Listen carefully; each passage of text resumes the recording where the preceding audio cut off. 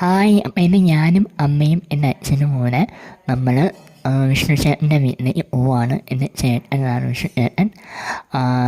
അങ്ങനെ വിഷ്ണു ചേട്ടൻ്റെ വീട്ടിലേക്ക് പോവാണ്. നല്ല വെയിലും ചൂട് ഉണ്ടായിരുന്നു. അങ്ങനെ ഞങ്ങൾ യൂബർ എടുത്തിട്ട് അവരെ വീട്ടിൽ വന്നു. ഇതാണ് അവർ താമസിക്കുന്ന അവരെ വീട്. അപ്പം ഞാൻ ഒന്നിങ്ങനെ കയറുകയാണ്. അത് നേരത്തെ കയറി വ്ളോഗിന് വേണ്ടി ഞാൻ നേരത്തെ തുറന്നതേ ഉള്ളൂ.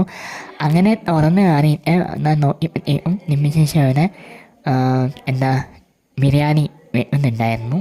അങ്ങനെ ബിരിയാണി വെച്ചു. അപ്പോൾ എനിക്ക് രാവിലെ ഞാനൊന്നും കഴിക്കാതെയാണ് വീട്ടിൽ നിന്ന് ഇറങ്ങിയത്. ഇവിടെ എത്തിയപ്പോഴത്തേക്ക് എനിക്ക് നല്ല വിശന്നു. അപ്പം നിമ്മി ചേച്ചി രാവിലെ ഉണ്ടാക്കിയ മസാല ദോശ ഉണ്ടായിരുന്നു.